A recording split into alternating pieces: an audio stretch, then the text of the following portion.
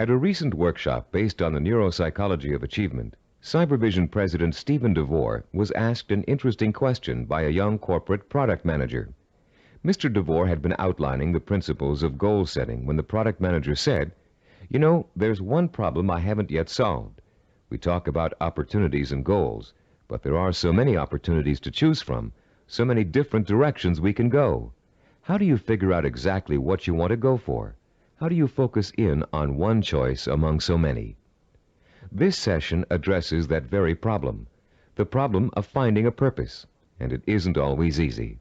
We live in a free society filled with opportunities for anyone who wants to take advantage of them. It's wonderful to have so many choices, but sometimes it makes choosing what you really want to do, your purpose, even more confusing than ever. Still, there are ways to narrow your choices down, and this session will show you how to do it. Through an exciting and powerful 4-point exercise, you're going to learn to pinpoint what it is you want most in life, out of all the things you may think you want. It will take some effort, some soul-searching, some creative thinking, and the outcome may surprise you. By the end of this session, you'll have chosen and defined what we call a macro purpose. The term macro means large or inclusive. Your macro purpose is equivalent to what creative people call the big idea. It's your main desire, your real purpose in life, your reward for hard work and effort. It's going to become your very reason for existing. Besides defining your macro purpose, in this session you're going to learn what micro purposes are and how they're used. Micro purposes are the stepping stones to your macro purpose. They consist of all the things you need to do to achieve your most important ambition. To help you thoroughly understand the concept of macro and micro purposes, think back for a moment to your early years in school, when you first learned to do simple math. Remember what a struggle it was to understand how to add, subtract, multiply, and divide? Numbers seemed a mystery to you back then, and you may have thought you'd never learn how to perform the most basic math functions. At the time, learning math for you was a macro purpose, and all the elements of learning it were micro purposes. You had to learn to count, for one thing. You had to learn the symbols for addition, multiplication, subtraction, and division. And you probably had to memorize the multiplication tables. As an adult, math seems to hardly be important, but you couldn't balance your checkbook or manage your money without it. And if you're a stockbroker, accountant, retail store manager, or bank teller, among other things, math is an important part of your job. So math was a micro purpose that helped you launch your present career, your macro purpose. If your desire is to earn a college degree, a macro purpose, you must take a certain number of courses and amass a certain number of credits. Each course you take that counts toward your degree is a micro purpose. But if you want to be a doctor, earning a bachelor's degree by itself is only a micro purpose. You still have to attend and graduate from medical school and complete an internship, more micro purposes, before you can be licensed to practice medicine. As you can see, macro and micro purposes change according to your stage in life and what you want to accomplish at the moment. A teenager may enter college with no clear idea of what he or she wants to do except finish school, the macro purpose of the moment. But by the third year of school, that student may decide on a career that requires additional schooling and a period of apprenticeship. So finishing school becomes a micro purpose, a stepping stone to a rewarding career. But macro and micro purposes don't just apply to careers or lifelong goals. Setting a macro purpose and determining what micro purposes are necessary to achieve it is an excellent way to help you accomplish any goal, no matter how large or small. It's a logical and creative process that lets you organize your thoughts and actions to make your goal clearer, more rational, and easier to achieve. Just imagine for a moment that you're stranded alone in the wilderness on a freezing winter day. It's late afternoon, and there's no hope of rescue before the next morning. Somehow, you have to figure out a way to survive the bitter cold night, your macro purpose. Your micro purpose is keeping warm, and right off the bat you can think of 3 ways to do this. The first is to put on some more warm clothes, but you don't have any, so that choice is out. The second is to find shelter, but there's none in sight, and you don't have the time or the tools to build anything before nightfall. The third is to light a fire and keep it going through the night. Since the woods around you are filled with dry logs and kindling, this looks like a real possibility. But you don't have any matches, and as for rubbing two sticks together to start a fire, it never worked when you were a child, and you doubt that it will work now. There has to be another way. Looking around you for another solution to accomplishing your macro purpose, you notice a sliver of broken glass on the ground, and there's still enough sun left for you to be able to feel its warmth. Picking up the glass, you hold it so the sun's rays can penetrate its surface and focus on a dry stick of wood underneath. In 10 minutes, the stick is burning. But your ordeal isn't over. After the fire is lit, you have to gather enough logs and kindling to last through the night, another micro-purpose. And then you have to force yourself to stay awake all or most of the night to make sure the fire doesn't go out. In the course of this harrowing experience, you've chosen a macro-purpose, staying alive, and defined all the micro-purposes that went into it. And if you succeeded in accomplishing all of the micro-purposes, you also achieved your macro-purpose. You survived. Defining your life's purpose and the steps you must take to achieve it may not be a life-and-death matter, but the principle works the same way. By the time this session is over, you'll have a macro-purpose, a clear understanding of what to focus your energy, talent, and intelligence on. And you'll be able to light your own inner fire and feed it with a life-enriching, emotionally compelling purpose. And purpose, as we've noted, is the starting point from which self-discipline and achievement spring. Your first step in determining your macro-purpose involves something everybody loves to do: play. You've already learned how important enjoying work is to the highly self-disciplined. To these achievers, work and pleasure are synonymous. Now you're going to get a taste of how easily this can happen. For the next few minutes, I'm going to ask you to work and play as you engage in a process called limitless wishing. Start by closing your eyes and relaxing. Imagine that you're on a beautiful, deserted beach, walking barefoot in the sand.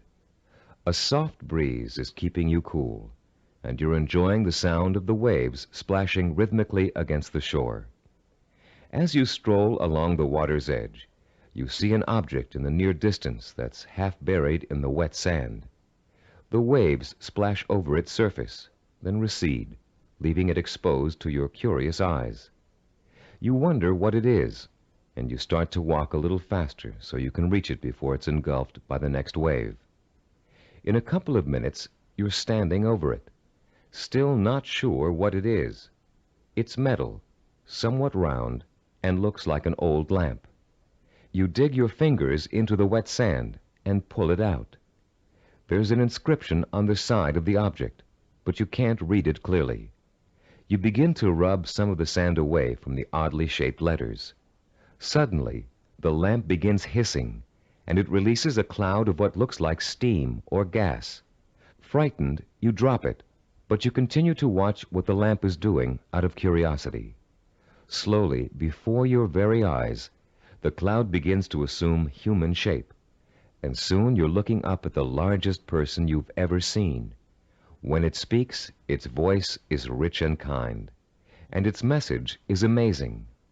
The genie thanks you for releasing him from hundreds of years of captivity inside the lamp, and according to the hospitality of his people, he offers you a reward for helping him. You have only to name 5 wishes, he says, and they will be granted. You can ask for anything, he tells you, as long as it is specific and humanly possible to achieve. At first, you refuse his offer, but as he continues urging you to accept, you begin to realize that no, you aren't dreaming, and yes, you really can have your 5 wishes. The possibilities start dancing before your eyes. Think long and hard about it. What are the things that will turn your life around and make you truly happy? What is it you secretly wish for, day in and day out, every day of your life? Take your time in deciding. This is too important for you to rush over.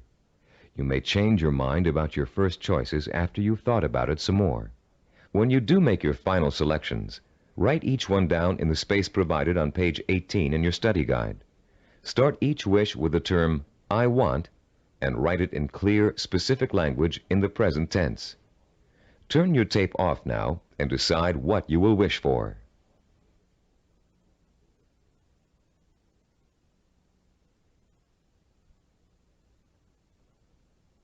Welcome back. You now have in front of you a list of 5 wishes that your mind and heart told you are the most important things in life to you. Now, with a little imagination, you're going to create a scenario in which each of these wishes is fulfilled. This second step of our 4-part process is called wishful imagining. Close your eyes again and picture, in as much detail as possible, that your first wish has come true.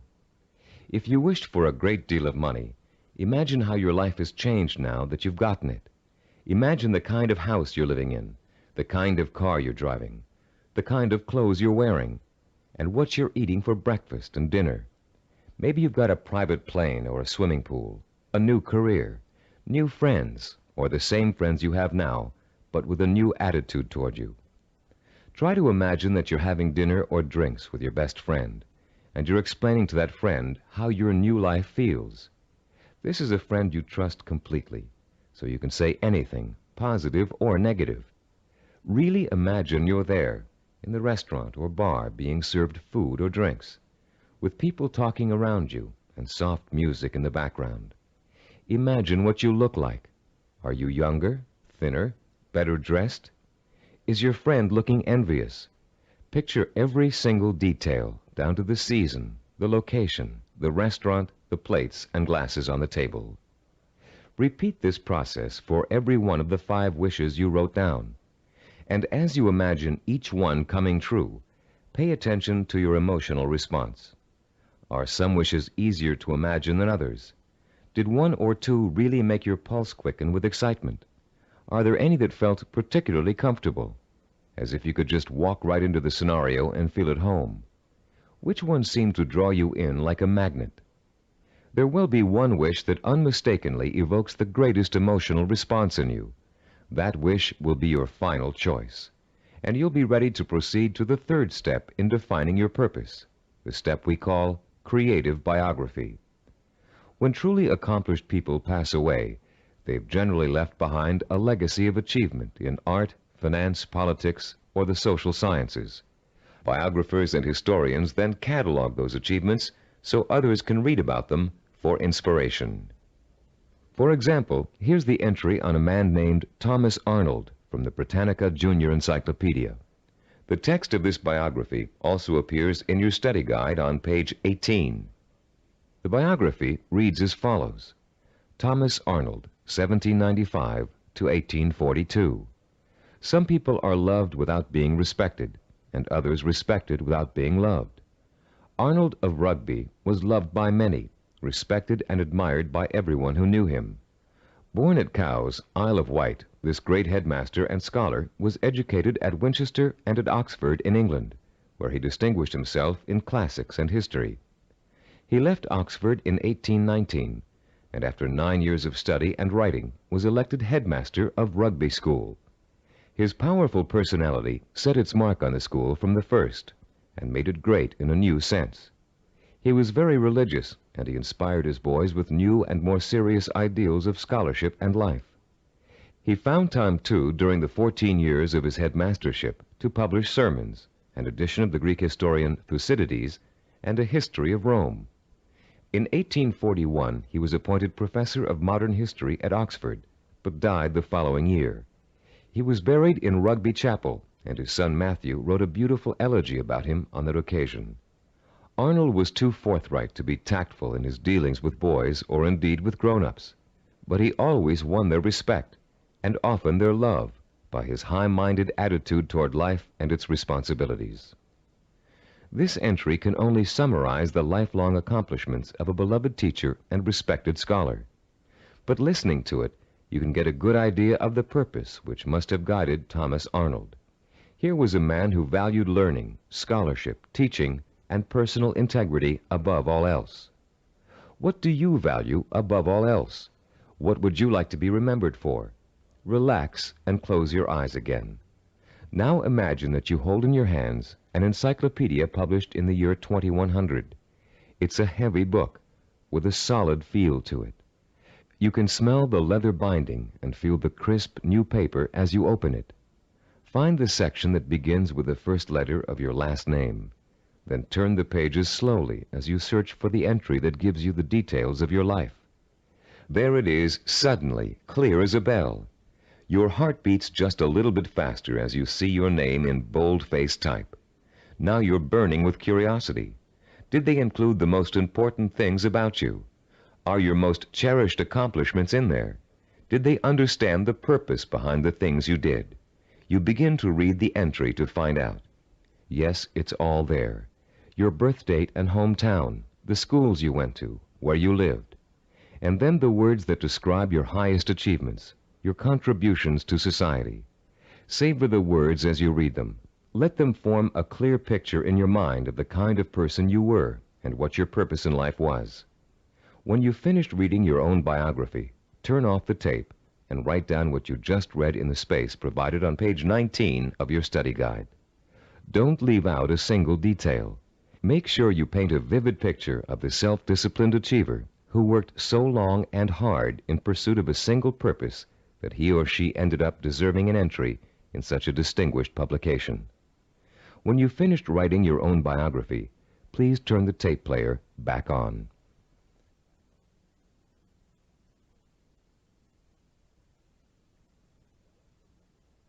Welcome back.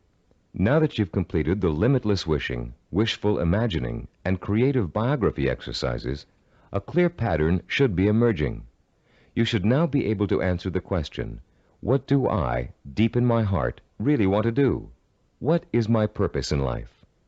Your fourth step in determining your purpose is writing this, the answer to that all-important question, down. You're now going to compose a personal statement of purpose. But before you do it for yourself, imagine that you're going to do it for someone else, a famous historical figure, for instance. Try George Washington. What do you think his statement of purpose might say?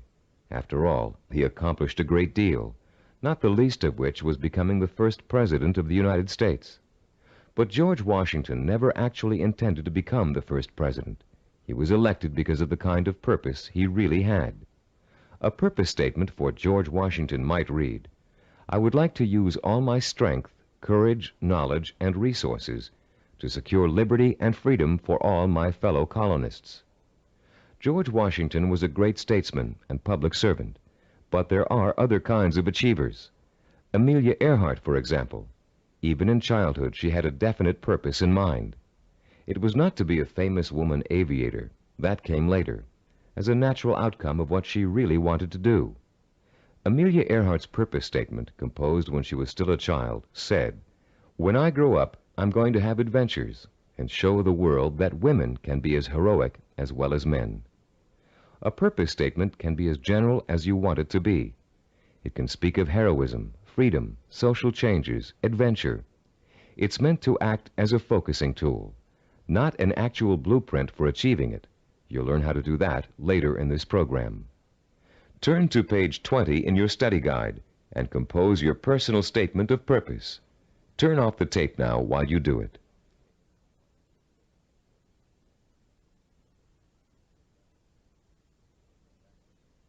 Welcome back again. You've come a long way in this session. You've learned to use limitless wishing, wishful imagining, creative biography, and a statement of purpose to narrow down your options and make a final choice about where you're going to focus your efforts. You've just used this four-part process to make a major decision about what you really want to accomplish and achieve in your life. But you can use it again and again, anytime you feel it's necessary, to aid you in making any kind of decision, from the smallest to the most important. This process works equally well for macro and micro decision-making. Whether you know it or not, you're now well on your way to becoming a self-disciplined achiever. You've learned to use one of your richest natural resources, your intuition and imagination.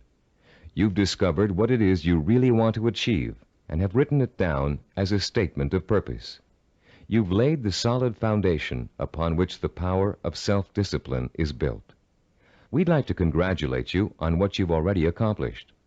In our next session, you're going to learn how role models can inspire and teach you to achieve your lifelong ambition.